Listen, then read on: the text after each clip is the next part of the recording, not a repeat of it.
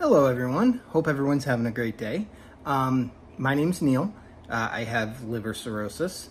Thank you for clicking on this video, and today I kind of want to talk about some facts about the disease.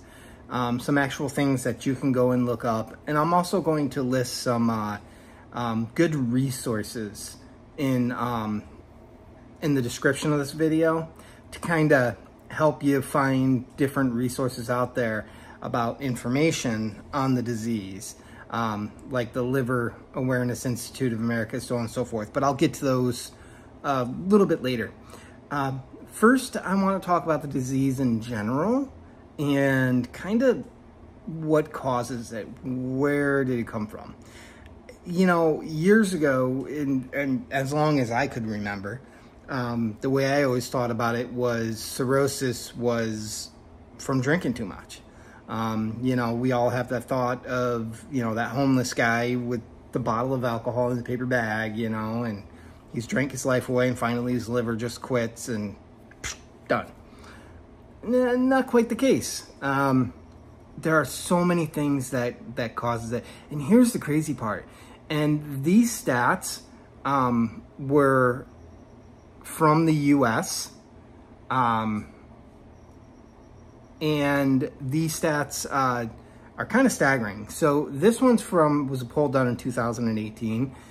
Number of adults age 18 and older diagnosed with some sort of liver disease, 4.5 million. That's crazy. And that was 6 years ago.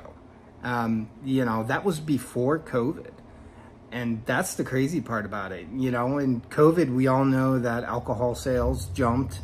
And also, you know, a lot of people were affected by Corona. The coronavirus actually raised liver. I wound up with the virus once, and it shot my numbers back through the roof. Now, this was actually more fairly recent than it was, you know, back during the time. But anyway, it did shoot my numbers. You know, my bilirubins and my INR and everything else went crazy.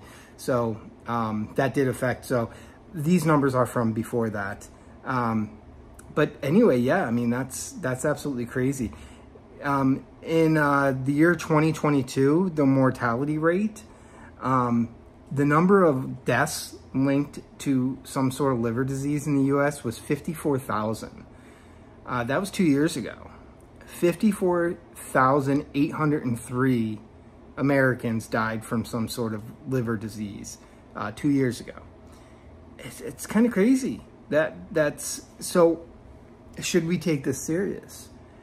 Yes. I mean, if I'm not living enough proof, and some of the other people out there that are making videos too, you know, I mean, I would have never thought at the age of 44 I'd be sitting here with a disease. Now, granted, I may be, you know, kind of what you would call the, you know, I have the less in remission, like what you would call remission, but I still have plenty of symptoms, but they don't affect me as bad as they did a couple years ago when I was in really bad shape. And I truly believe that's from staying positive, eating the correct things, staying active, finding something to do with myself, you know, as far as my time, and seeing every doctor and going through with every procedure and taking all the medicine and just following along and doing the research and just, you know, working through what I need to work through. Plus, on the other side of it too, with liver disease, there's no set time of how long it's going to affect you, how bad it's going to get you, you know, how long you can live with it. How long, you know, these different levels of it will last compared to the next one. You know, with cirrhosis, you have a very good chance of getting liver cancer. So I have to be screened every 6 months from that. And if you have cirrhosis, I'm sure you are too as well. But they do an ultrasound every 6 months to check for the lumps that would be consistent with the liver cancer. So, and, you know, just some of the different forms of the disease, you know, I mean, you have fatty liver disease, which is kind of the start, and that's, you know, curable. You know, I mean, there's hepatitis. Hepatitis can lead to liver diseases and so on and so forth. Further, hepatitis is a liver disease that attacks the liver, and that can lead to cirrhosis. But there are many things that cause it, like birth defects, gene. My thing was, well, yes, I did drink for a couple years, which was basically like I lit my liver on fire and just, so alcohol is very hard, very, very hard on the liver. And if you have any other disease that affects the liver, and if you were anything like me and didn't even know it, I really just kind of did myself in. And, you know, I mean, I can't change it. I can't go back, you know, so I just got to keep doing what I do and moving forward the best I can. But in my family, there's a mutated gene, the H63D, I think it's called. It's in the HHE. It's what controls your iron control. That spreads out the iron, how your body stores it, so on and so forth. Well, my body pretty much was storing up iron my whole life and putting it in places it shouldn't, especially in major organs, and the liver was, well, the main one. So little by little, you know, and then about the last 2 years that I drank, well, I only drank for the 2 years, two and a half years, and there was even twice where I quit for 3 full months without having a single drink, and yet here I am. So it's not just an alcohol-induced only disease. It can be caused by many things. You know, a lot of times there were a lot of transfusions that were done at one point. Now, obviously, they've been able to fix that problem. You know, hepatitis C is curable now. So, I mean, they can do transplants with the liver that's got hepatitis, and they can cure that hepatitis once they put it in you. I mean, it sounds a little scary to me. It's kind of like, well, let's just throw this dirty old liver in you, and we'll toss some pills at it, and you'll be fine. You know, it's kind of crazy if you think about it, but it's true. I mean, they can cure that now. You know, now they have a medicine that's designed to help with fatty liver disease, which is, you know, I know that's the first stage of the disease, but, you know, that can help. I mean, if you're diagnosed with it, and you could take that pill to where it'll help you burn those fats while still eating correctly and still exercising and still trying to stay positive, that's super great. You know, the testing that they've done now is so much better. But anyway, now that I'm way off topic, back to the things that can cause it. Sorry about that. So, I mean, we have, you know, hepatitis A, B, and C. You know, you've got gene disorders. You know, you can form cancer, and that can form it. So, but there are many, many causes. One of them is Wilson's disease, which is an overload of copper. And there are many others that I can't even really think of at the moment. But there's plenty of them. And then some of the more common signs of liver disease. And the funny thing is, a lot of these can be associated with other things like dark urine. You know, if you're dehydrated, you know, your urine's going to come out dark, you know. So you know, and if you have liver disease, you know, it's pretty gross looking, and it is pretty dark. So fatigue, just being run down, you know, you may notice a feeling of malaise, just an overall, like, something's wrong. Something just doesn't feel right. My body doesn't feel right. I don't have the energy I used to. Maybe you're not sleeping right. There are many of these things that come out in the form of fatigue. You know, your muscles are getting tired easier. Things that maybe you could do previously, now you don't have the energy for it. All those are signs.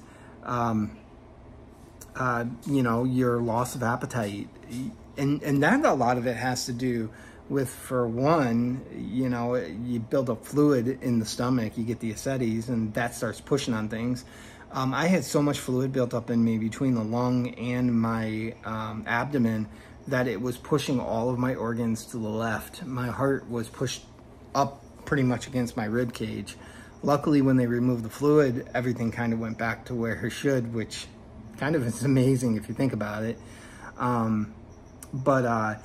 Yellowing of the skin, yellowing of the eyes, the jaundice, you know, the liver is used, there's bile that your liver uses to help break down food and digestion. And then those bilirubins, those things that are used to break down those things, start coming out, and they're not disposed of. They're supposed to come out through the urine, and they're not. Now they're coming out, you know, in the way of yellowing skin and yellowing eyes, your billy ducts. Now your skin's changing color. All of a sudden you got a crazy pumpkin tan. And I was at that point, I mean, I had the full yellow eyes. I actually had somebody say to me once, I went to a gas station, this was before I went in, and she said, have you noticed how yellow your eyes are? And she was like actually concerned for me. She's like, are you okay? And it kind of hit me like, what? You know, I thought it was kind of crazy, but there I am, you know, with these yellow eyes and pumpkin looking skin, and just acting like everything's going on normal. Here I am turning into a pumpkin with a shriveled raisin for a liver. But anyway, we learn and we go. And to be honest, I wish I knew these things prior, but would I have listened? And that's the key, you know? I really do hope that maybe one of these videos, somebody's, even if it's not mine, reaches somebody that could be on the edge and not even know it, and make them think. And, you know, if I can save one person from having to go through what I went through, that's worth it to me. This is not a fun life. It's not fun. And normally I paint a picture that everything's happy and great and grand, and, you know, I have a great attitude, and generally I do. But not gonna lie to you and say it's easy, because it's not. You know, you're juggling all of your doctor's appointments, and there could be a lot of them. I have 4 procedures that are all coming up next month, and well, tomorrow's next month. So, you know, it's definitely not easy, the financial burden of it all, because, you know, I got 3 hernias on top of everything else, and I'm not able to do a physically demanding job. So, you know, it's tough, you know, but I do get through. And, you know, and all I got to say is I'm blessed to even be sitting here talking to you, to be honest. So I am utterly grateful for that. You know, even if the last week or 2 of the month before disability comes, if I'm eating macaroni and cheese for every meal, well, I got to add the hot dogs because I need the protein. But anyway, you get the point.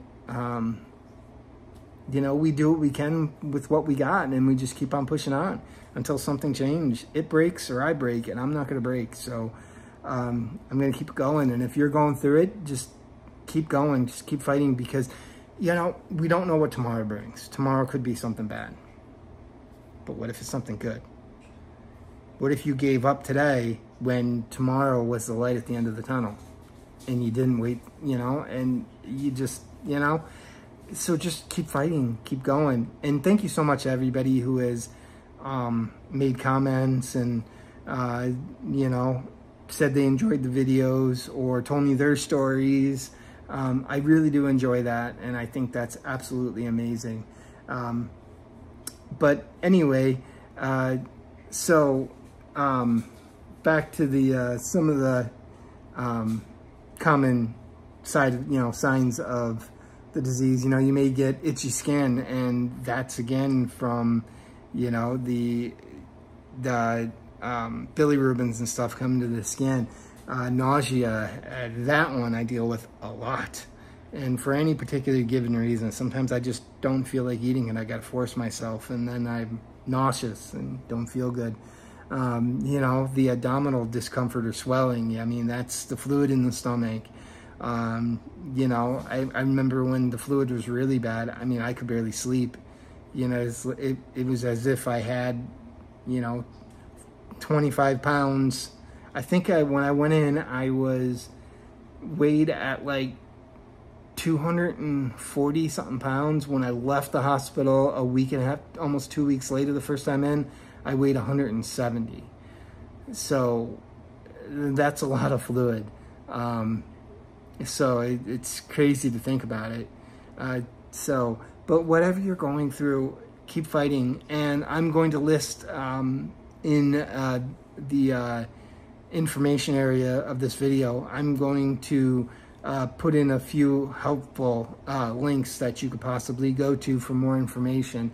And all of these links are going to be ones to do with actual liver places, like Community Liver Alliance. There's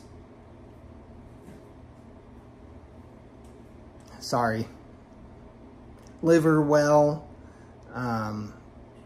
Anyway, there's a whole bunch of them. I'm gonna list them in there. There's no point in me reading them off to you now. They'll all be in there. So thank you so much for the support and for following and for liking my videos. Please hit the thumbs up and click on the subscribe button for more videos. And again, stay positive, stay awesome, and thank you once again for hanging out and watching this video. All right, take care.